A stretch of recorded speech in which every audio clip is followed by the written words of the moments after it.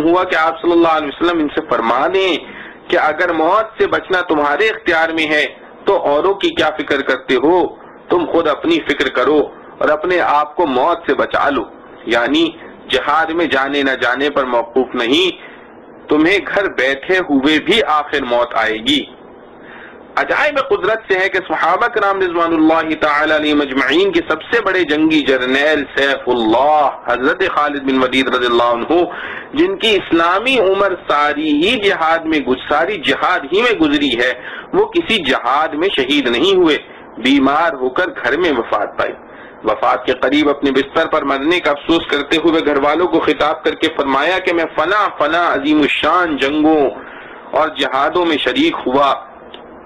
اور میرا کوئی عضو ایسا نہیں جس میں تیر یا نیزے یا چوٹ کے زخم کا اثر و نشان نہ ہو، مگر افسوس ہے کہ میں اب گدھے کی طرح بستر پر مر رہا ہوں۔ خدا تعالی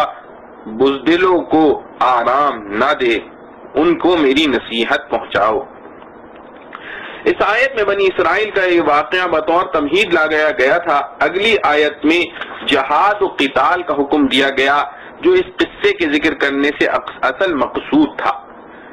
کہ جہاد میں جانے کو موت یا بھاگنے کو نجات نہ سمجھو،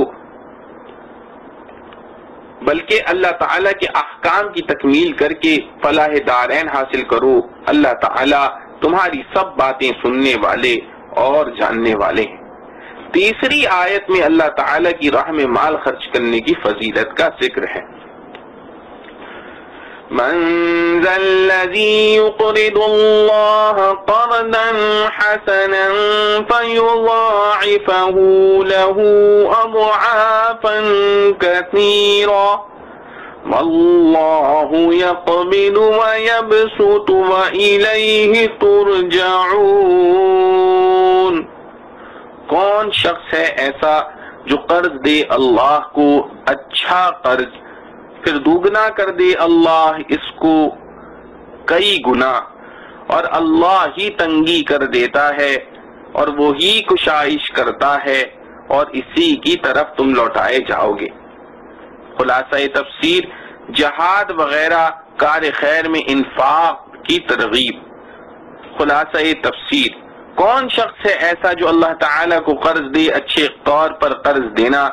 یعنی اخلاص کے ساتھ، پھر اللہ تعالیٰ اس قرض کے ثواب کو بڑھا کر بہت سے حصے کر دے، اور اس کا اندیشہ مت کرو کہ خرچ کرنے سے مال کم ہو جائے گا، کیونکہ یہ تو اللہ ہی کے قبضے میں ہے، وہی کمی کرتے ہیں اور وہی فراخی کرتے ہیں۔ جو کچھ خرچ کرنے نہ کرنے پر اس کا اصلی مدار، کچھ خرچ کرنے نہ کرنے پر اس کا اصلی مدار نہیں، اور تم اسی کی طرف مرنے کے لیے لے جائے جاؤ گے۔ تو اس وقت نیک کام میں خرچ کرنے کی جزا اور واجب موقع پر خرچ نہ کرنے کی سزا تم کو ملے گی۔ معارف و مسائل نمبر 1، یقرض اللہ قرضا حسنا،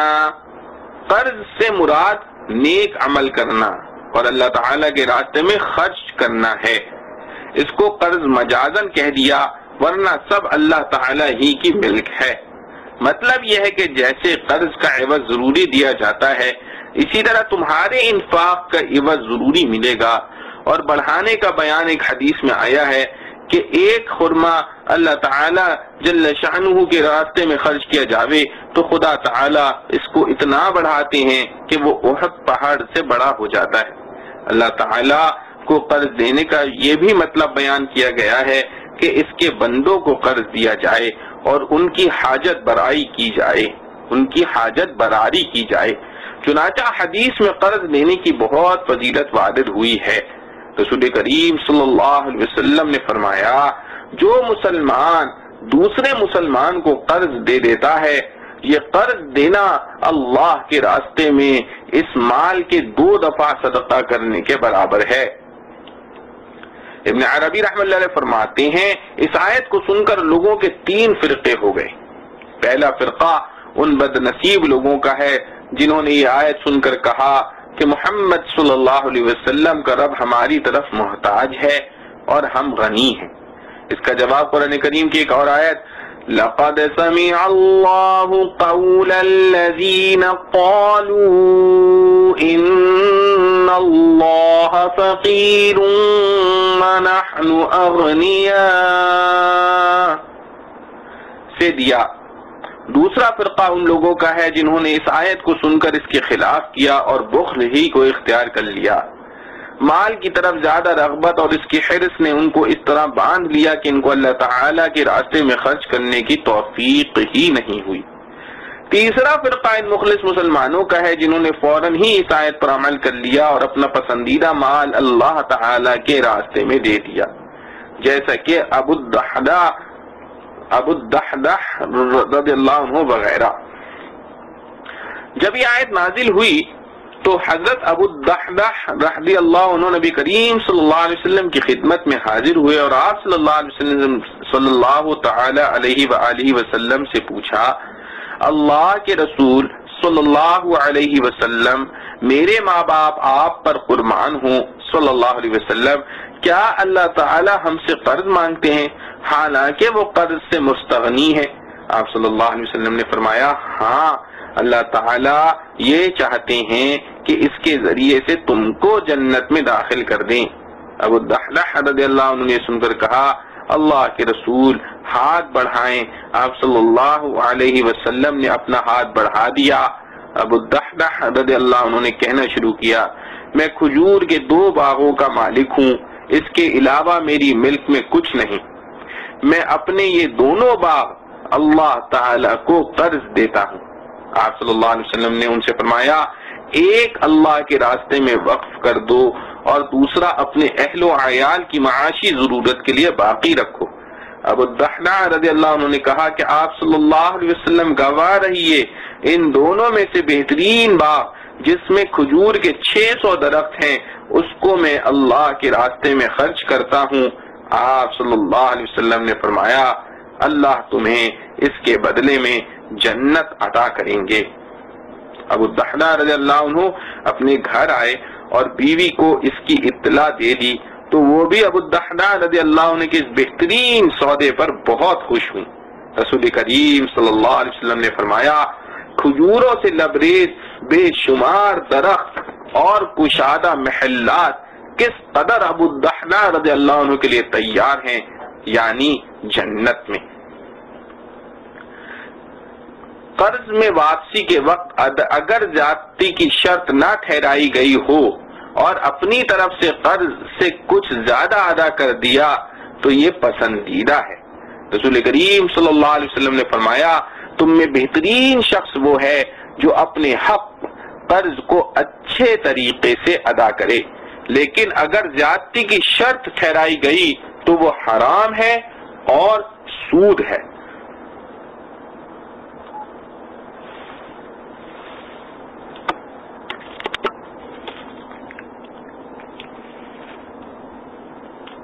أَلَمْ تَرَ إِلَى الْمَلَإِ مِنْ بَنِي إِسْرَائِيلَ مِنْ بَعْدِ مُوسَى إِذْ قَالُوا لِنَبِيٍّ لَهُمُ ابْعَثْ لَنَا مَلِكًا نُقَاتِلْ فِي سَبِيلِ اللَّهِ قال هل عسيتم إن كتب عليكم القتال ألا تقاتلوا قالوا وما لنا ألا نقاتل في سبيل الله وقد أخرجنا من ديارنا وأبنائنا فلما كتب عليهم القتال تولوا قليل منهم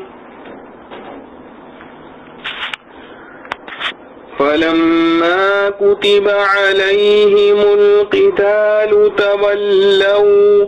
تولوا إلا قليلا منهم واللہ علیم بالظالمین۔ کیا نہ دیکھا تو نے ایک جماعت بنی اسرائیل کو موسیٰ کے بعد جب انہوں نے کہا اپنے نبی سے مقرر کرو ہمارے لیے ایک بادشاہ تاکہ ہم لڑیں اللہ کی راہ میں۔ پیغمبر نے کہا کیا تم سے بھی یہ توقع ہے کہ اگر حکم ہو لڑائی کا تو تم اس وقت نہ لڑو؟ وہ بولے ہم کو کیا کہ ہم نہ لڑیں اللہ کی راہ میں، اور ہم تو نکال دیے گئے اپنے گھروں سے اور اپنے بیٹوں سے۔ پھر جب حکم ہوا ان کو لڑائی کا تو وہ سب پھر گئے مگر تھوڑے سے ان میں کے، اور اللہ تعالی خوب جانتا ہے گناہ گاروں کو۔ وقال لهم نبيهم إن الله قد بعث لكم طالوت ملكا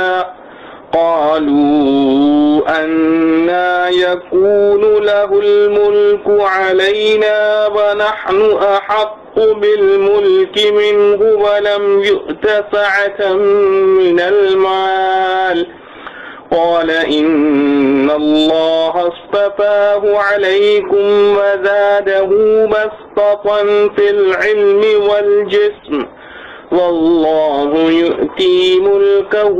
من يشاء والله واسع عليم۔ اور فرمایا ان سے ان کے نبی نے بے شک اللہ نے مقرر فرما دیا تمہارے لیے طالوت کو بادشاہ۔ کہنے لگے کیوں کر ہو سکتی ہے اس کو حکومت ہم پر، اور ہم زیادہ مستحق ہیں سلطنت کے اس سے، اور اس کو نہیں ملی کشائش مال میں۔ پیغمبر نے کہا بے شک اللہ نے پسند فرمایا اس کو تم پر، اور زیادہ فراخی دی اس کو علم اور جسم میں، اور اللہ دیتا ہے ملک اپنا جس کو چاہے، اور اللہ ہی فضل کرنے والا سب کچھ جاننے والا، اور اللہ ہے فضل کرنے والا سب کچھ جاننے والا۔ وقال لهم نبيهم إن آية ملكه أن يأتيكم التابوت فيه سكينة من ربكم وبقية مما ترك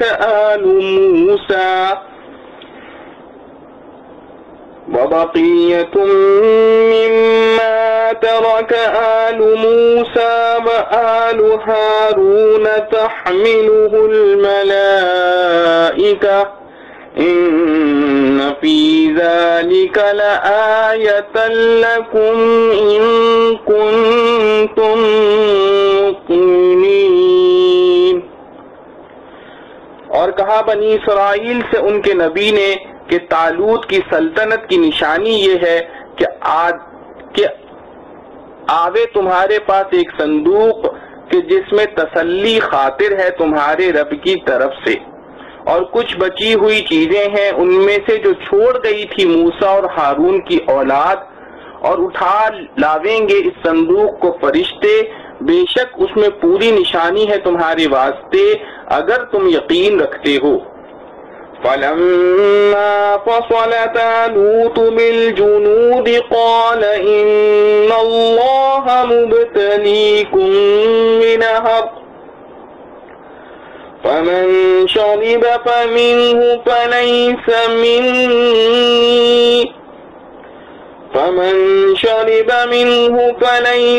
مني ومن لم يطعمه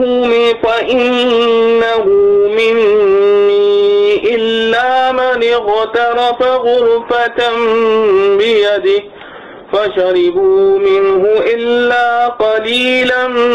منهم فلما جاوزه هو والذين آمنوا معه قالوا لا طاقة لنا اليوم بجالوت وجنوده قال الذين يظنون أنهم ملاقو الله كم من فئة قليلة غلبت فئة كثيرة بإذن الله والله مع الصابرين ولما برزوا لجالوت وجنوده قالوا ربنا أفرغ أفرغ علينا صبرا وثبت أقدامنا وانصرنا على القوم الكافرين فهزموهم بإذن الله وقتل داود جالوت وآتاه الله الملك والحكمة وعلمه مما يشاء ولولا دفع الله الناس بعضهم ببعض لفسدت الأرض ولكن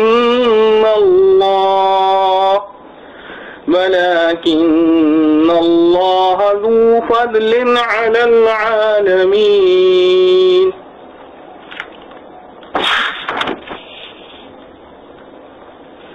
پھر جب باہر نکلا طالوت فوجیں لے کر، کہا بے شک اللہ تمہاری آزمائش کرتا ہے ایک نہر سے، سو جس نے پانی پیا اس نہر کا تو وہ میرا نہیں، اور جس نے اس کو نہ چکھا تو وہ بے شک میرا ہے، مگر جو کوئی بھرے ایک چلو اپنے ہاتھ سے پھر پی لیا سب نے اس کا پانی مگر تھوڑوں نے ان میں سے۔ پھر جب پار ہوا طالوت اور ایمان والے ساتھ اس کے تو کہنے لگے طاقت نہیں ہم کو آج جالوت اور اس کے لشکروں سے لڑنے کی۔ کہنے لگے وہ لوگ جن کو خیال تھا کہ ان کو اللہ سے ملنا ہے، بارہا تھوڑی جماعت غالب ہوئی بڑی جماعت پر اللہ کے حکم سے، اور اللہ صبر کرنے والوں کے ساتھ ہے۔ اور جب سامنے ہوئے جالوت کے اور اس کی فوجوں کے تو بولے اے رب ہمارے ڈال دے ہمارے دلوں میں صبر اور جمائے رکھ ہمارے پاؤں اور ہماری مدد کر اس کافر قوم پر۔ پھر شکست دی مومنوں نے جالوت کے لشکر کو اللہ کے حکم سے، اور مار ڈالا داؤد نے جالوت کو، اور دی داؤد کو اللہ نے سلطنت اور حکمت اور سکھایا ان کو جو چاہا، اور اگر نہ ہوتا دفع کرا دینا اللہ کا ایک کو دوسرے سے تو خراب ہو جاتا ملک، لیکن اللہ بہت مہربان ہے جہاں کے لوگوں پر۔ خلاصہ تفسیر، ربط آیات، مقصود اس مقام میں زیادہ تر ترغیب قتال کی ہے، اوپر کا قصہ اسی کی تمہید ہے، انفاق فی سبیل اللہ کا مضمون اسی کی تائید ہے، آگے طالوت و جالوت کا قصہ اسی کی تاکید ہے، نیز اللہ تعالیٰ نے اس قصے میں قبض و بسط کا بھی مشاہدہ کرا دیا، جس کا ذکر ما قبل کی آیت واللہ یقبض و یبسط میں آیا ہے کہ فقیر کو بادشاہ بنانا اور بادشاہ سے بادشاہت چھین لینا سب اسی کے اختیار میں ہے۔ طالوت اور جالوت کا قصہ۔ اے مخاطب، کیا تجھ کو بنی اسرائیل کی جماعت کا قصہ جو موسیٰ علیہ السلام کے بعد ہوا ہے تحقیق نہیں ہوا، جس سے پہلے ان پر کافر جالوت غالب آ چکا تھا اور ان کے کئی صوبے دبا لیے تھے، جبکہ ان لوگوں نے اپنے ایک پیغمبر سے کہا کہ ہمارے لیے ایک بادشاہ مقرر کر دیجئے کہ ہم اس کے ساتھ ہو کر اللہ کی راہ میں جالوت سے قتال کریں۔ اس پیغمبر نے فرمایا کہ کیا یہ احتمال ہے اگر تم کو جہاد کا حکم دیا جائے کہ تم اس وقت جہاد نہ کرو؟ وہ کہنے لگے کہ ہمارے واسطے ایسا کون سا سبب ہوگا کہ ہم اللہ کی راہ میں جہاد نہ کریں؟ حالانکہ جہاد کے لیے ایک محرک بھی ہے، وہ یہ کہ ہم ان کافروں کے ہاتھوں اپنی بستیاں اور اپنے فرزندوں سے بھی جدا کر دیے گئے ہیں، کیونکہ ان کی بعض بستیاں بھی کافروں نے دبا لی تھی اور ان کی اولاد کو بھی قید کر لیا گیا تھا۔ پھر جب ان لوگوں نے جہاد کا حکم ہوا تو بے استثناء ایک قلیل مقدار کے باقی سب پھر گئے، جیسا کہ آگے جہاد کی غرض سے بادشاہ کے مقرر ہونے کا اور ان لوگوں کے پھر جانے کا تفصیلاً بیان آتا ہے۔ اور اللہ تعالیٰ ظالموں کو یعنی خلاف حکم کرنے والوں کو خوب جانتے ہیں، سب کو مناسب سزا دیں گے۔ اور ان لوگوں سے ان کے پیغمبر نے فرمایا کہ اللہ تعالیٰ نے تم پر طالوت کو بادشاہ مقرر فرمایا۔ کہنے لگے ان کو ہم پر حکمرانی کا کیسے حق حاصل ہو سکتا ہے، حالانکہ بنسبت ان کے ہم حکمرانی کے زیادہ مستحق ہیں، اور ان کو کچھ مالی وسعت بھی نہیں دی گئی کیونکہ طالوت غریب آدمی تھے۔ ان پیغمبر نے جواب میں فرمایا کہ اول تو اللہ تعالیٰ نے تمہارے مقابلے میں ان کو منتخب فرمایا ہے اور انتخاب کی مصلحتوں کو اللہ تعالیٰ خوب جانتے ہیں، اور دوسرے علم سیاست و حکمرانی اور جسامت میں اس کو زیادتی دی ہے، اور بادشاہ ہونے کے لیے اس علم کی زیادہ ضرورت ہے تاکہ ملکی انتظام پر قادر ہو، اور جسامت بھی معنی ہے کہ موافق و مخالف کے قلب میں وقت و ہیبت ہو۔ اور تیسرے اللہ تعالیٰ جل شانہ مالک الملک ہیں، اپنا ملک جس کو چاہیں دیں، ان سے کوئی سوال کا منصب نہیں رکھتا۔ اور چوتھے اللہ تعالیٰ جل شانہ وسعت دینے والے ہیں، ان کو مال دے دینا کیا مشکل ہے جس کے اعتبار سے تم کو شبہ ہو، اور جاننے والے ہیں کہ کون لیاقت سلطنت کی رکھتا ہے۔ اور جب ان لوگوں نے پیغمبر سے یہ درخواست کی کہ اگر کوئی ظاہری حجت بھی ان کی من جانب اللہ بادشاہ ہونے کی ہم مشاہدہ کر لیں تو اور زیادہ اطمینان ہو جاوے، اس وقت ان سے ان کے پیغمبر نے فرمایا کہ ان کے من جانب اللہ بادشاہ ہونے کی یہ علامت ہے کہ تمہارے پاس وہ صندوق بدون تمہارے لائے ہوئے آ جاوے گا جس میں تسکین اور برکت کی چیز ہے تمہارے رب کی طرف سے، یعنی تورات، اور تورات کا من جانب اللہ ہونا ظاہر ہے، اور کچھ بچی ہوئی چیزیں ہیں جن کو حضرت موسیٰ و حضرت ہارون علیہ السلام چھوڑ گئے ہیں، یعنی ان حضرات کے کچھ ملبوسات وغیرہ۔ غرض اس صندوق کو فرشتے لے آویں گے۔ اس طرح کے صندوق کے آ جانے میں تم لوگوں کے واسطے پوری نشانی ہے اگر تم یقین لانے والے ہو۔ پھر جب بنی اسرائیل نے طالوت کو بادشاہ تسلیم کر لیا اور جالوت کے مقابلے کے لیے لوگ جمع ہو گئے اور طالوت فوجوں کو لے کر اپنے مقام یعنی بیت المقدس سے عمالقہ کی طرف چلے، تو انہوں نے اپنے ہمراہی پیغمبر کی وحی کے ذریعے دریافت کر کے ساتھیوں سے کہا کہ اب حق تعالی جل شانہ استقلالی و بے استقلالی میں تمہارا امتحان کریں گے، ایک نہر کے ذریعے جو راہ میں آوے گی، اور تم شدت تشنگی کے وقت اس پر گزرو گے، تو جو شخص اس سے افراد کے ساتھ پانی پیوے گا تو وہ میرے ساتھیوں میں نہیں، اور جو اس کو زبان پر بھی نہ رکھے اور اصل حکم یہی ہے وہ میرے ساتھیوں میں ہے، لیکن جو شخص اپنے ہاتھ سے ایک چلو بھر لے تو اتنی رخصت ہے۔ غرض وہ نہر راستے میں آئی، پیاس کی تھی شدت،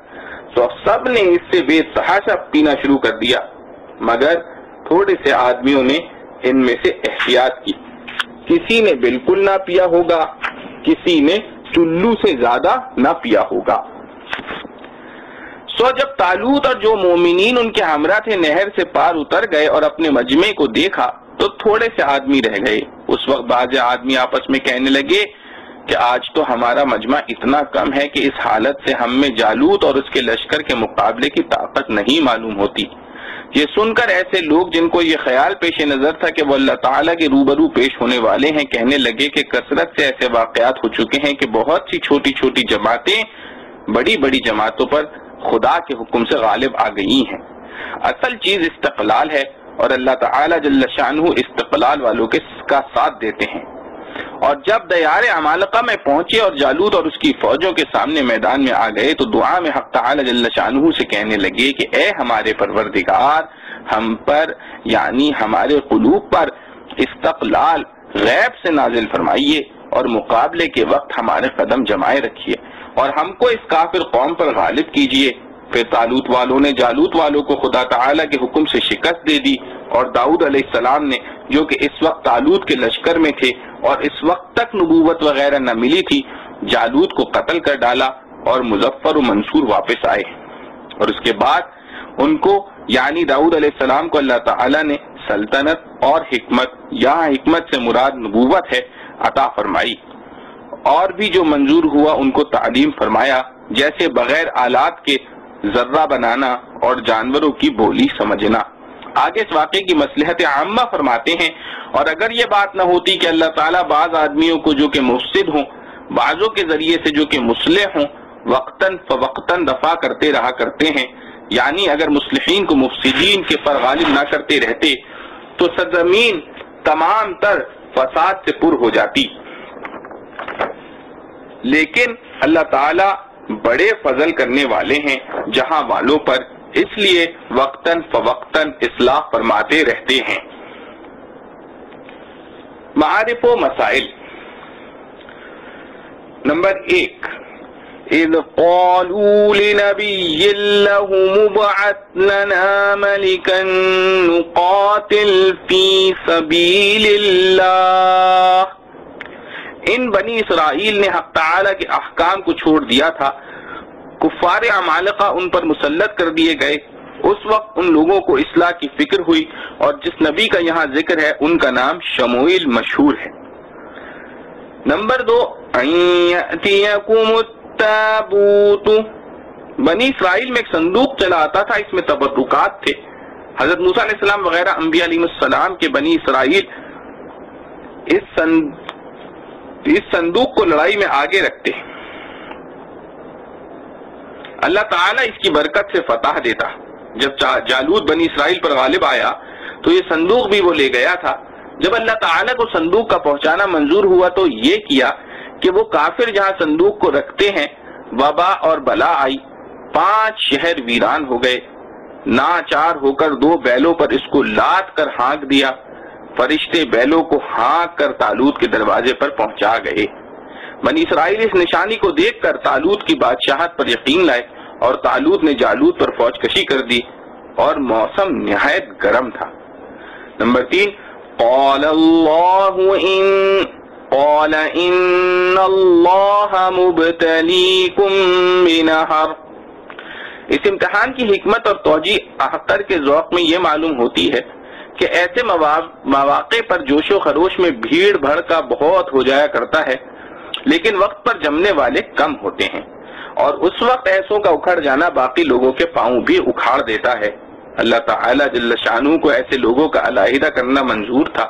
اس کا یہ امتحان مقرر کیا گیا جو کہ نہایت ہی مناسب ہے، کیونکہ قتال میں ضرورت استقلال و جفا کشی کی ہوتی ہے. سو شدت پیاس کے وقت بے منت پانی ملنے پر ضبط کرنا دلیل استقلال کی، اور اندھے باولوں کی طرح جا گرنا دلیل بے استقلالی کی ہے. آگے خرق عادت ہے کہ زیادہ پانی پینے والے غیبی طور پر بھی زیادہ بیکار اور اذکار رفتہ ہو گئے، جیسا روح المعانی میں بسند ابن ابی حاتم رحم اللہ علیہ حضرت ابن عباس رضی اللہ عنہ سے روایت کیا ہے. اور اس قصے میں جو احوال و اقوال مذکور ہیں ان سے معلوم ہوتا ہے کہ ان میں 3 قسم کے لوگ تھے. ایک ناقص الایمان جو امتحان میں پورے نہ اترے. 2 اور کامل جو امتحان میں پورے اترے مگر اپنی قلت کی فکر ہوئی. نمبر 3 اور اکمل جن کو یہ بھی فکر نہیں ہوئی. تلک آیات اللہ نتلوها علیک بالحق وَإِنَّكَ لَمِنَ الْمُرْسَلِينَ. یہ آیتیں اللہ کی ہیں، ہم تجھ کو سناتے ہیں ٹھیک ٹھیک، اور تو بے شک ہمارے رسولوں میں ہے. خلاصہ تفسیر. چونکہ قرآن کریم کا ایک بڑا مقصد نبی کریم صلی اللہ علیہ وسلم کی نبوت کا اثبات بھی ہے، اس لیے جس جگہ مضمون کے ساتھ مناسبت ہوتی ہے اس کا اعادہ کر دیا جاتا ہے. اس موقع پر اس قصے کی صحیح خبر دینا، جبکہ آپ صلی اللہ علیہ وسلم نے نہ کسی سے پڑھا، نہ کہیں سنا، نہ دیکھا، ایک معجزہ ہے جو آپ صلی اللہ علیہ وسلم کی نبوت کی صحیح دلیل ہے. اس لیے ان آیات میں آپ صلی اللہ علیہ وسلم کی نبوت پر استدلال فرماتے ہیں. نبوت محمدیہ صلی اللہ علیہ وسلم پر استدلال. یہ آیتیں جن میں یہ قصہ مذکور ہوا اللہ تعالی کی آیتیں ہیں جو صحیح طور پر ہم تم کو پڑھ کر سناتے ہیں، اور اس سے ثابت ہوتا ہے کہ آپ صلی اللہ علیہ وسلم بلا شبہ پیغمبروں میں سے ہیں. وآخر دعوانا ان الحمد للہ رب العالمین. اعوذ باللہ من الشیطان الرجیم. بسم اللہ الرحمن الرحیم. تلك الرسل فضلنا بعضهم على بعض منهم من كلم الله ورفع بعضهم درجات وآتينا عيسى ابن مريم البينات وأيدناه بروح القدس وَلَوْ شَاءَ اللَّهُ مَا اقْتَتَلَ الَّذِينَ مِن بَعْدِهِم مِّن بَعْدِ مَا جَاءَتْهُمُ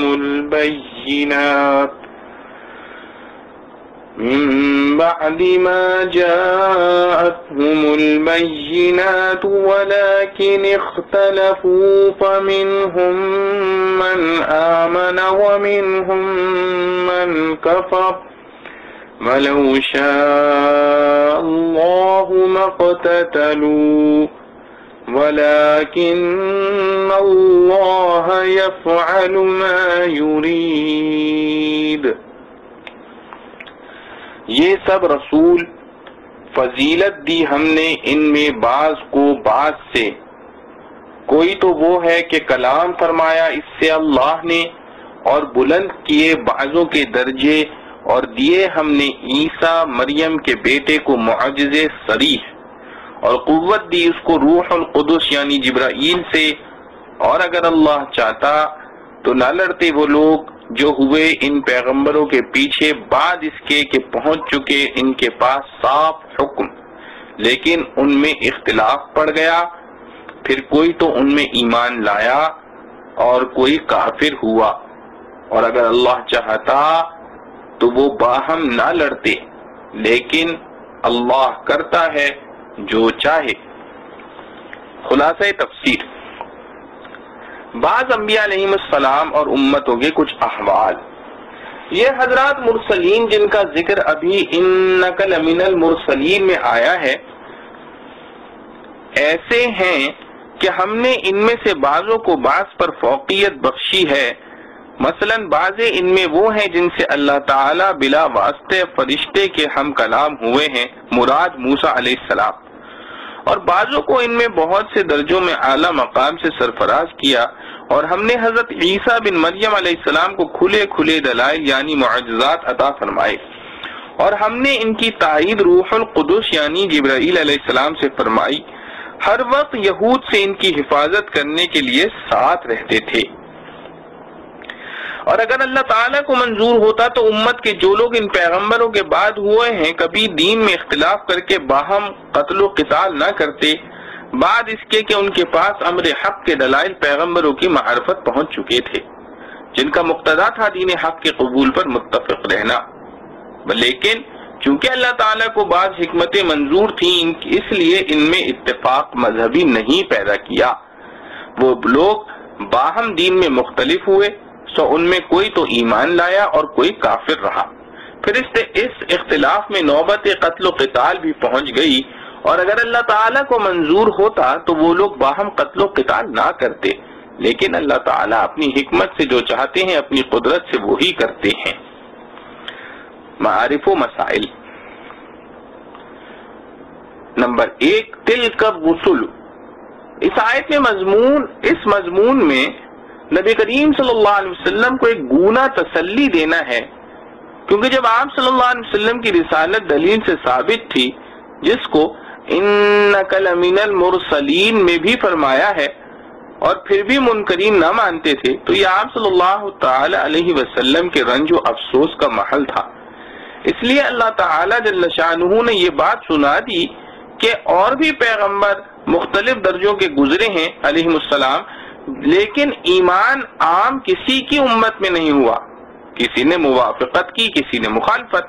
اور اس میں بھی اللہ تعالی کی حکمتیں ہوتی ہیں، گو ہر شخص پر منکشف نہ ہو، مگر اجمالاً اتنا عقیدہ رکھنا ضروری ہے کہ کوئی حکمت ضرور ہے۔ نمبر 2، تلک الرسل فضلنا بعضهم على بعض۔ یہاں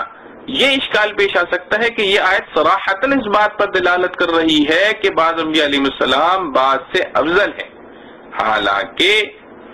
حدیث میں رسول کریم صلی اللہ علیہ وسلم نے فرمایا لا تفضلوا بین انبیاء اللہ، انبیاء علیہ السلام کے درمیان تفضیل نہ کیا کرو، نیز فرمایا لا تخیرونی علی موسیٰ، مجھے موسیٰ علیہ السلام پر فضیلت نہ دو، اور فرمایا لا اقول ان احدا افضل من یونس بن متی، میں نہیں کہہ سکتا کہ کوئی یونس بن متی سے افضل ہے۔ ان احادیث میں بعض انبیاء علیہ السلام کو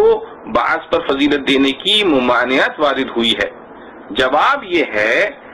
کہ احادیث کا مطلب یہ ہے کہ دلیل کے بغیر اپنی رائے سے بعض کو بعض پر فضیلت نہ دو، اس لیے کہ کسی نبی کے افضل ہونے کے معنی یہ ہیں کہ اللہ کے یہاں ان کا مرتبہ بہت زیادہ ہے، اور ظاہر ہے کہ اس کا علم رائے اور قیاس سے حاصل نہیں ہو سکتا، لیکن قرآن و سنت کی کسی دلیل سے اگر بعض انبیاء علیہ السلام کی بعض پر فضیلت معلوم ہو گئی تو اس کے مطابق اعتقاد رکھا جائے گا۔ رہا آپ کا یہ ارشاد کہ لا قول ان احد افضل من یونس بن متی اور لا تخیرونی علی موسیٰ، تو یہ اس وقت سے متعلق ہے جبکہ آپ صلی اللہ علیہ وسلم کو یہ علم نہیں دیا گیا تھا کہ آپ صلی اللہ علیہ وسلم تمام انبیاء علیہ السلام سے افضل ہیں۔ بعد میں بذریعہ وحی آپ صلی اللہ علیہ وسلم کو یہ بات بتلا دی گئی، اور صحابہ کرام رضوان اللہ علیہ مجمعین سے آپ صلی اللہ علیہ وسلم نے اس کا اظہار بھی فرما دیا۔ نمبر 3، منہم من کلم اللہ، موسیٰ علیہ السلام کے ساتھ ہم کلامی گو بلا واسطہ فرشتے کے ہو مگر بے حجاب نہ تھی۔ پس سورہ شورا کی آیت ما کان لبشر ان یکلمہ اللہ ما کان لبشر ان یکلمہ اللہ، اور جس میں بے حجاب کلام کی نفی کی گئی اس سے کچھ تعارض نہ رہا۔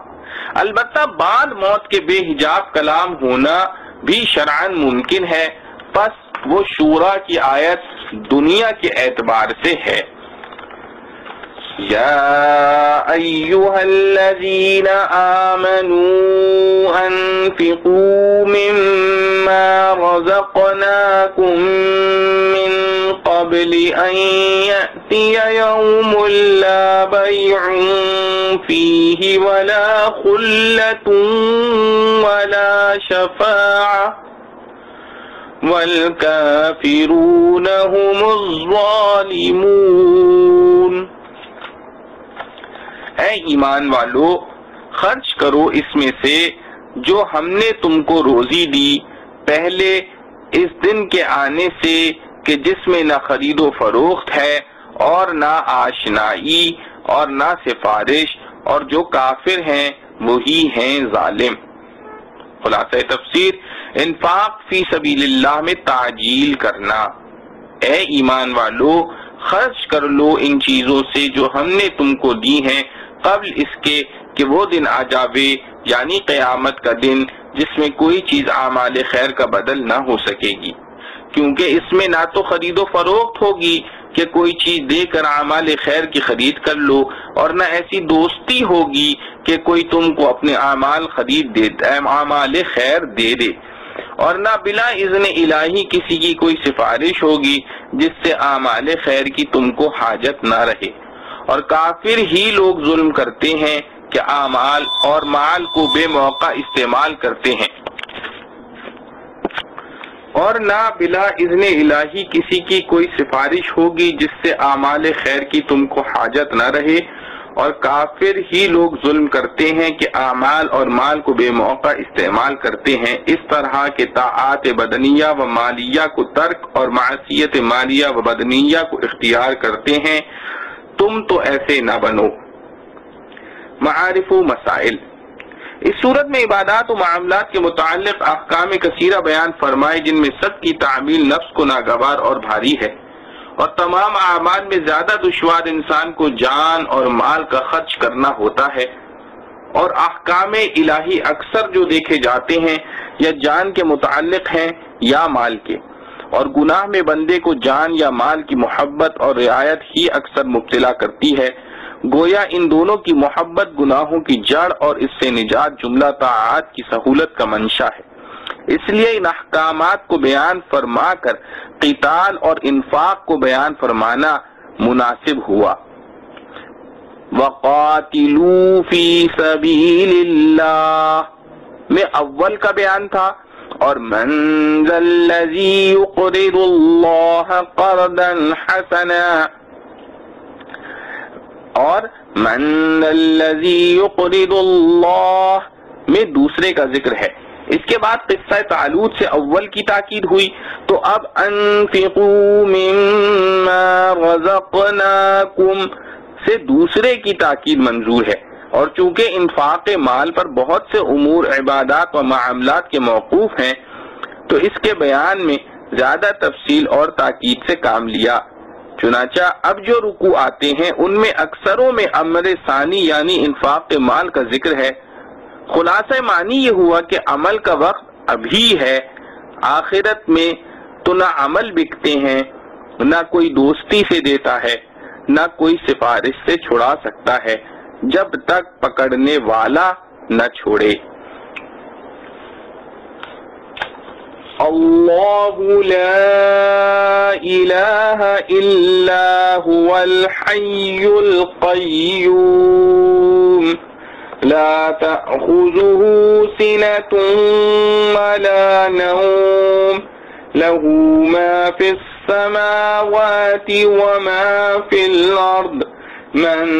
ذا الذي يشفع عنده إلا بإذنه يعلم ما بين أيديهم وما خلفهم ولا يحيطون بشيء من علمه إلا بما شاء وسع كرسيه السماوات والأرض ولا يؤوده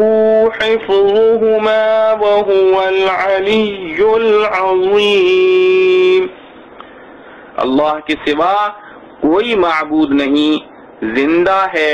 سب کا تھامنے والا، نہیں پکڑ سکتی اس کو اونگ اور نہ نیند. اسی کا ہے جو کچھ آسمانوں اور زمین میں ہے.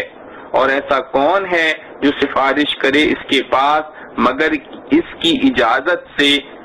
جانتا ہے جو کچھ خلقت کے روبرو ہے اور جو کچھ ان کے پیچھے ہے، اور وہ سب احاطہ نہیں کر سکتے کسی چیز کا اس کی معلومات میں سے مگر جتنا کہ وہی چاہے. گنجائش ہے اس کی کرسی میں تمام آسمانوں اور زمین کو، اور گرا نہیں اس کو تھامنا ان کا، اور وہی ہے سب سے برتر عظمت والا. خلاصہ تفسیر، اللہ تعالی جل شانہ ایسا ہے کہ اس کے سوا کوئی عبادت کے لائق نہیں، زندہ ہے جس کو کبھی موت نہیں آ سکتی، سنبھالنے والا ہے تمام عالم کا، نہ اس کو اونگ دبا سکتی ہے اور نہ نیند دبا سکتی ہے. اسی کے مملوک ہیں سب جو کچھ بھی آسمانوں میں موجودات ہیں اور جو کچھ زمین میں ہیں. ایسا کون شخص ہے جو اس کے پاس کسی کی سفارش کر سکے بدون اس کی اجازت کے؟ وہ جانتا ہے ان تمام موجودات کے تمام حاضر و غائب حالات کو، اور وہ موجودات اس کی معلومات میں سے کسی چیز کو اپنے احاطہ علمی میں نہیں لا سکتے مگر جس قدر علم دینا وہی چاہے. اس کی کرسی اتنی بڑی ہے کہ اس نے سب آسمانوں اور زمین کو اپنے اندر لے رکھا ہے، اور اللہ تعالی کو ان دونوں آسمان و زمین کی حفاظت کچھ گرا نہیں گزرتی، اور وہ عالی شان عظیم الشان ہے. معارف و مسائل. آیت الکرسی کے خاص فضائل. یہ آیت قرآن کریم کی عظیم ترین آیت ہے. احادیث میں اس کے بڑے فضائل و برکات مذکور ہیں. مسند احمد کی روایت میں ہے کہ رسول اللہ صلی اللہ علیہ وسلم نے اس کو سب آیات سے افضل فرمایا ہے. اور ایک دوسری روایت میں ہے کہ رسول اللہ صلی اللہ علیہ وسلم نے ابی بن کعب رضی اللہ عنہ سے دریافت کیا کہ قرآن میں کون سی آیت سب سے زیادہ عظیم ہے؟ ابی بن کعب رضی اللہ عنہ نے عرض کیا آیت الکرسی. حضرت صلی اللہ علیہ وسلم نے ان کی تصدیق کرتے ہوئے فرمایا اے ابو المنظر تمہیں علم مبارک ہو. حضرت ابو ذر رضی اللہ عنہ نے حضرت صلی اللہ علیہ وسلم سے دریافت کیا یا رسول اللہ صلی اللہ علیہ وسلم قرآن میں عظیم ترین آیت کون سی ہے؟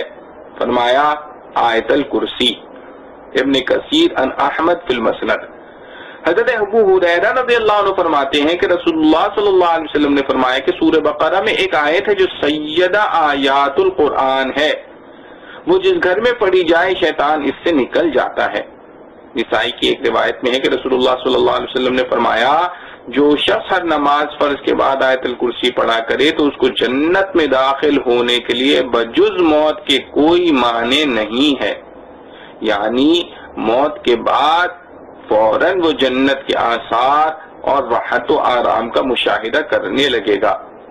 سائد میں اللہ جل شانہ کی توحید ذات و صفات کا بیان ایک عجیب و غریب انداز میں بیان کیا گیا ہے، جس میں اللہ جل شانہ کا موجود ہونا،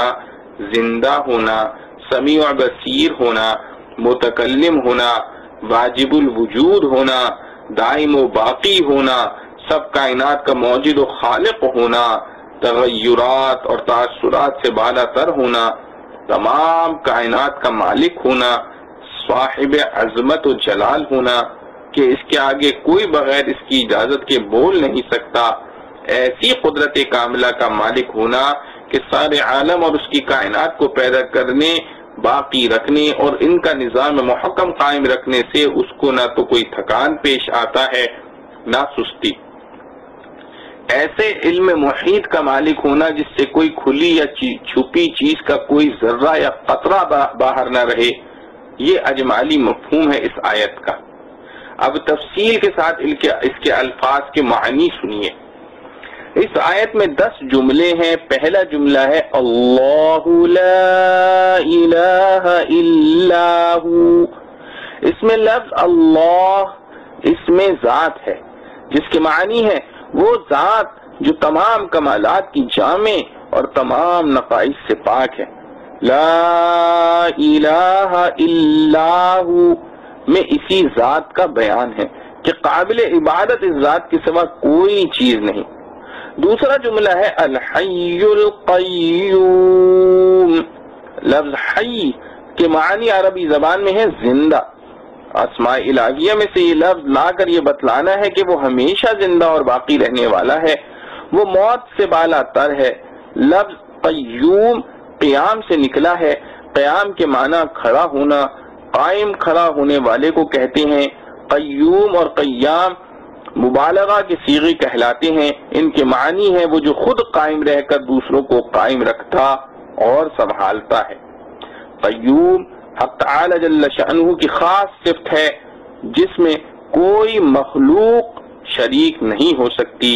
کیونکہ جو چیزیں خود اپنے وجود و بقا میں سے کسی دوسرے کی محتاج ہیں وہ کسی دوسری چیز کو کیا سنبھال سکتی ہیں،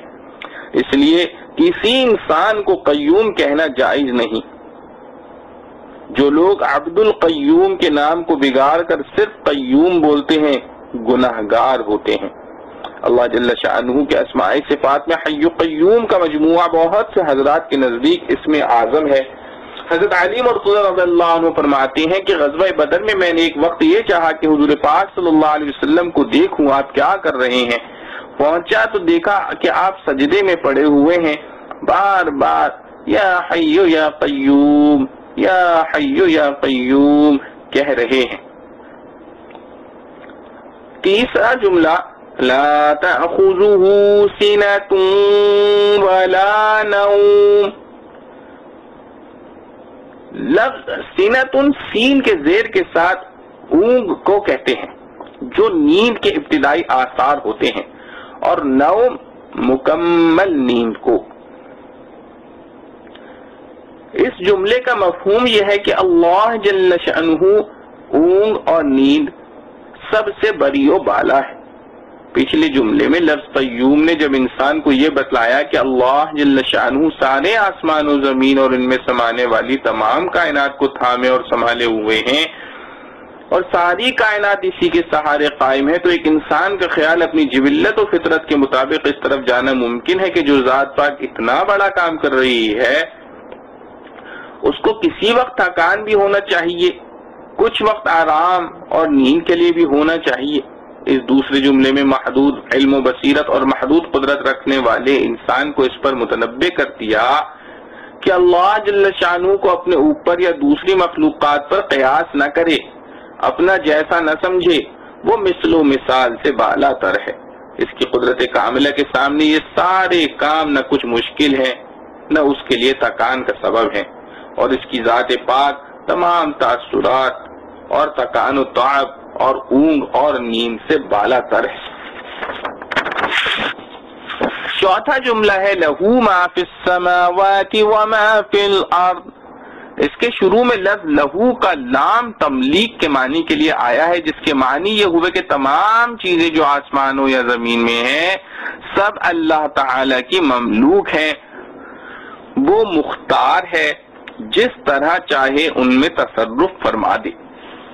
پانچواں جملہ ہے من ذا الذی یشفع عنده الا باذنہ، یعنی ایسا کون ہے جو اس کے آگے کسی کی سفارش کر سکے بدون اس کی اجازت کے۔ اس میں چند مسائل بیان فرما دیے ہیں۔ اول یہ کہ جب اللہ تعالی تمام کائنات کا مالک ہے، کوئی اس سے بڑا اور اس کے اوپر حاکم نہیں، تو کوئی اس سے کسی کام کے بارے میں باس پرس کرنے کا بھی حقدار نہیں۔ وہ جو حکم جاری فرمائیں اس میں کسی کو چون و چرا کی مجال نہیں۔ ہاں یہ ہو سکتا تھا کہ کوئی شخص کسی کی سفارش و شفاعت کرے تو اس کو بھی واضح فرما دیا کہ بارگاہ عزت و جلال میں کسی کو مجال دم زدن نہیں۔ ہاں کچھ اللہ تعالیٰ کے مقبول بندے ہیں جن کو خاص طور پر کلام اور شفاعت کی اجازت دے دی جائے گی، غرض بلا اجازت کوئی کسی کی سفارش و شفاعت بھی نہ کر سکے گا۔ حدیث میں ہے کہ رسول اللہ صلی اللہ تعالی علیہ وآلہ وسلم نے فرمایا کہ محشر میں سب سے پہلے میں ساری امتوں کی شفاعت کروں گا۔ اسی کا نام مقام محمود ہے جو حضور صلی اللہ علیہ وسلم کی خصوصیات میں سے ہے۔ چھٹا جملہ ہے يَعْلَمُ مَا بَيْنَ أَيْدِيهِمْ وَمَا خَلْفَهُمْ، یعنی اللہ تعالیٰ ان لوگوں کے آگے پیچھے کے تمام حالات و واقعات سے واقف و باخبر ہے۔ آگے اور پیچھے کا یہ مفہوم بھی ہو سکتا ہے کہ ان کے پیدا ہونے سے پہلے اور پیدا ہونے کے بعد کے تمام حالات و واقعات حق تعالیٰ کے علم میں ہیں، اور یہ بھی مفہوم ہو سکتا ہے کہ آگے سے مراد وہ حالات ہیں جو انسان کے لیے کھلے ہوئے ہیں، اور پیچھے سے مراد اس سے مخفی واقعات و حالات ہوں۔ تو معنی یہ ہوں گے کہ انسان کا علم تو بعض چیزوں پر ہے اور بعض پر نہیں۔ کچھ چیزیں اس کے سامنے کھلی ہوئی ہیں، کچھ چھپی ہوئی، مگر اللہ جل شانہ کے سامنے یہ سب چیزیں برابر ہیں۔ اس کا علم ان سب چیزوں کو یکساں محیط ہے، اور ان دونوں مفہوموں میں کوئی تعارض نہیں۔ آیت کی وسعت میں یہ دونوں داخل ہیں۔ ساتواں جملہ وَلَا يُحِيطُونَ بِشَيْءٍ مِّنْ عِلْمِهِ إِلَّا بِمَا شَاءَ ہے، یعنی انسان اور تمام مخلوقات اللہ کے علم کے کسی حصے کا بھی احاطہ نہیں کر سکتے، مگر اللہ تعالیٰ ہی خود جس کو جتنا حصہ علم عطا کرنا چاہیں صرف اتنا ہی اس کو علم ہو سکتا ہے۔ اس میں بتلا دیا گیا کہ تمام کائنات کے ذرے ذرے کا علم محیط صرف اللہ جل شانہ کی خصوصی صفت ہے، انسان یا کوئی مخلوق اس میں شریک نہیں ہو سکتی۔ آٹھواں جملہ ہے وَسِعَ كُرْسِيُّهُ السَّمَاوَاتِ وَالْأَرْضِ، یعنی اس کی کرسی اتنی بڑی ہے جس کی وسعت کے اندر ساتوں آسمان اور زمین سمائے ہوئے ہیں۔ اللہ جل شانہ نشست و برخاست اور تحیز و مکان سے بالا تر ہیں۔ اس قسم کی آیات کو اپنے معاملات پر قیاس نہ کیا جائے، اس کی کیفیت و حقیقت کا ادراک انسانی عقل سے بالا تر ہے۔ البتہ مستند روایات حدیث سے اتنا معلوم ہوتا ہے کہ عرش اور کرسی بہت عظیم الشان جسم ہیں جو تمام آسمان اور زمین سے بدرجہ بڑے ہیں۔ ابن کثیر رحمۃ اللہ علیہ نے بروایت حضرت ابو ذر غفاری رضی اللہ عنہ نقل کیا ہے کہ انہوں نے حضرت صلی اللہ تعالی علیہ وآلہ وسلم سے دریافت کیا کہ کرسی کیا اور کیسی ہے؟ آپ صلی اللہ علیہ وسلم نے فرمایا قسم ہے اس ذات کی جس کے قبضے میں میری جان ہے کہ ساتوں آسمانوں اور زمینوں کی مثال کرسی کے مقابلے میں ایسی ہے جیسے ایک بڑے میدان میں کوئی حلقہ انگشتری جیسا ڈال دیا جائے۔ اور بعض دوسری روایات میں ہے کہ عرش کے سامنے کرسی کی مثال بھی ایسی ہی ہے جیسے ایک بڑے میدان میں انگشتری کا حلقہ۔ نواں جملہ ہے وَلَا يَئُودُهُ حِفْظُهُمَا، یعنی اللہ تعالیٰ کو ان دونوں عظیم مخلوقات آسمان و زمین کی حفاظت کچھ گرا نہیں معلوم ہوتی، کیونکہ اس قادر مطلق کی قدرت کاملہ کے سامنے یہ سب چیزیں نہایت آسان ہیں۔ 10واں آخری جملہ ہے وَهُوَ الْعَلِيُّ الْعَظِيمُ، یعنی وہ عالی شان اور عظیم الشان ہے۔ پچھلے 9 جملوں میں حق تعالیٰ کی ذات و صفات کے کمالات بیان ہوئے ہیں۔ ان کو دیکھنے اور سمجھنے کے بعد ہر عقل رکھنے والا انسان یہی کہنے پر مجبور ہے کہ ہر عزت و عظمت اور بلندی و برتری کی مالک و سزاوار وہی پاک ذات ہے۔ ان 10 جملوں میں اللہ جل شانہ کی صفات کمال اور اس کی توحید کا مضمون پوری وضاحت اور تفصیل کے ساتھ آ گیا۔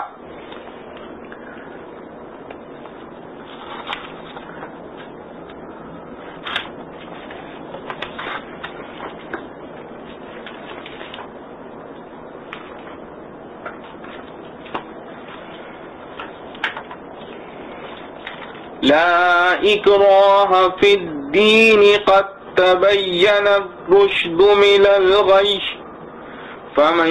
یکفر بالطاغوت ویؤمن باللہ فقد استمسک بالعروۃ الوثقی لا انفصام لها واللہ سمیع علیم۔ زبردستی نہیں دین کے معاملے میں، بے شک جدا ہو چکی ہے ہدایت گمراہی سے۔ اب جو کوئی نہ مانے گمراہ کرنے والوں کو اور یقین لاوے اللہ پر تو اس نے پکڑ لیا حلقہ مضبوط جو ٹوٹنے والا نہیں، اور اللہ سب کچھ سنتا جانتا ہے۔ خلاصہ تفسیر، دین اسلام کے قبول کرنے میں زبردستی کا فی نفسی ہی کوئی موقع نہیں، کیونکہ ہدایت یقیناً گمراہی سے ممتاز ہو چکی ہے، یعنی اسلام کا حق ہونا دلائل سے واضح ہو چکا ہے، تو اس میں اکراہ کا موقع ہی کیا ہے؟ اکراہ تو غیر پسندیدہ چیز پر مجبور کرنے سے ہوتا ہے، اور جب اسلام کی خوبی یقیناً ثابت ہے تو جو شخص شیطان سے بد اعتقاد ہو اور اللہ تعالی جل شانہ کے ساتھ خود خوش اعتقاد یعنی اسلام قبول کر لے، تو اس نے بڑا مضبوط حلقہ تھام لیا جو کسی طرح ٹوٹ نہیں سکتا، اور اللہ تعالی خوب سننے والے ہیں اقوال ظاہری کے اور خوب جاننے والے ہیں احوال باطنی کے۔ معارف و مسائل، اسلام کو مضبوط پکڑنے والا چونکہ ہلاکت اور محرومی سے محفوظ رہتا ہے، اس لیے اس کو ایسے شخص سے تشبیہ دی جو کسی مضبوط رسی کا حلقہ ہاتھ میں مضبوط تھام کر گرنے سے مامون رہتا ہے، اور جس طرح ایسی رسی کے ٹوٹ کر گرنے کا خطرہ نہیں اور یوں کوئی رسی ہی چھوڑ دے تو اور بات ہے، کسی طرح اسلام میں کسی قسم کی ہلاکت اور خسران نہیں ہے، اور خود کوئی اسلام کو ہی چھوڑ دے تو اور بات ہے۔ بیان القرآن، اس آیت کو دیکھتے ہوئے بعض لوگ یہ اعتراض کرتے ہیں کہ اس آیت سے معلوم ہوتا ہے کہ دین میں زبردستی نہیں ہے، حالانکہ اسلام میں جہاد اور قتال کی تعلیم اس کے معارض ہے۔ اگر غور سے دیکھا جائے تو معلوم ہو جاتا ہے کہ یہ اعتراض صحیح نہیں ہے، اس لیے کہ اسلام میں جہاد اور قتال کی تعلیم لوگوں کو قبول ایمان پر مجبور کرنے کے لیے نہیں ہے، ورنہ جزیہ لے کر کفار کو اپنی ذمہ داری میں رکھنے اور ان کی جان و مال و آبرو کی حفاظت کرنے کے اسلامی احکام کیسے جاری ہوتے، بلکہ دفع فساد کے لیے ہے، کیونکہ فساد اللہ تعالیٰ کو ناپسند ہے جس کے در پہ کافر رہتے ہیں۔ چنانچہ اللہ تعالیٰ فرماتے ہیں وَيَسْعَوْنَ فِي الْأَرْضِ فَسَادًا وَاللَّهُ لَا يُحِبُّ الْمُفْسِدِينَ، یہ لوگ زمین میں فساد کرتے پھرتے ہیں، اور اللہ تعالی فساد کرنے والوں کو پسند نہیں کرتا۔ اس لیے اللہ تعالیٰ نے جہاد اور قتال کے ذریعے سے ان لوگوں کو فساد کو دور کرنے کا حکم دے دیا ہے۔ پس ان لوگوں کا قتل ایسا ہی ہے جیسے سانپ، بچھو اور دیگر موذی جانوروں کا قتل۔ اسلام نے عورتوں، بوڑھوں، بچوں اور اپاہج وغیرہ کے قتل کو عین میدان جنگ میں بھی سختی سے روکا ہے، کیونکہ وہ فساد کرنے پر قادر نہیں ہوتے۔ ایسے ہی ان لوگوں کے بھی قتل کرنے کو روکا ہے جو جزیہ ادا کرنے کا وعدہ کر کے قانون کے پابند ہو گئے ہوں۔ اسلام کے اس طرز عمل سے واضح ہو جاتا ہے کہ وہ جہاد اور قتال سے لوگوں کو ایمان قبول کرنے پر مجبور نہیں کرتا، بلکہ اس سے وہ دنیا میں ظلم و ستم کو مٹا کر عدل و انصاف اور امن و امان قائم رکھنا چاہتا ہے۔ حضرت عمر رضی اللہ عنہ نے ایک نصرانی بڑھیا کو اسلام کی دعوت دی تو اس کے جواب میں اس نے کہا، انا عجوز کبیرۃ والموت الی قریب، یعنی میں قریب المرگ بڑھیا ہوں، آخری وقت میں اپنا مذہب کیوں چھوڑوں؟ حضرت عمر رضی اللہ عنہ نے سن کر اس کو ایمان پر مجبور نہیں کیا، بلکہ یہی آیت تلاوت فرمائی، لا اکراہ فی الدین، یعنی دین میں زبردستی نہیں ہے۔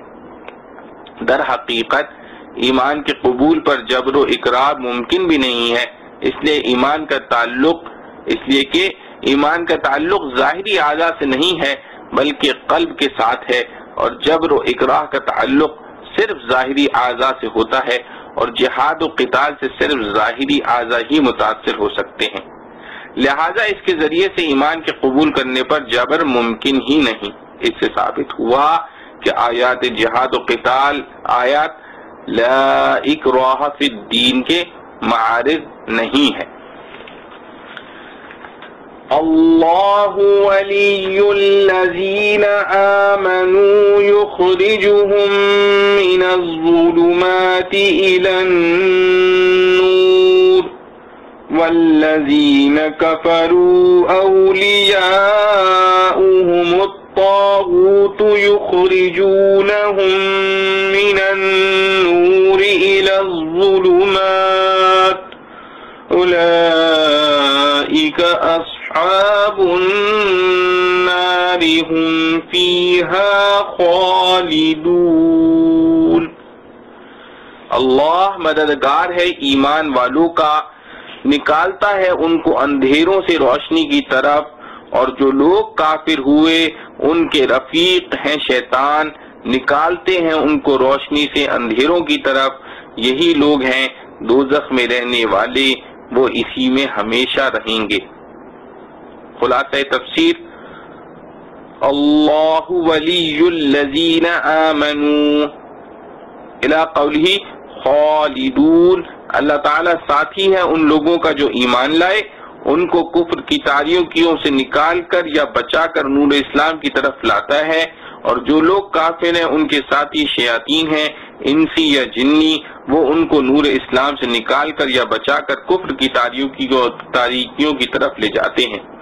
ایسے لوگ جو اسلام کو چھوڑ کر کفر اختیار کریں دوزخ میں رہنے والے ہیں، اور یہ لوگ اس میں ہمیشہ ہمیشہ کو رہیں گے۔ معارف و مسائل، اس آیت سے ایمان کا سب سے بڑی نعمت اور کفر کا سب سے بڑی مصیبت ہونا بھی معلوم ہوا، اور یہ بھی کہ کافروں کی دوستی میں بھی ظلمت ہے۔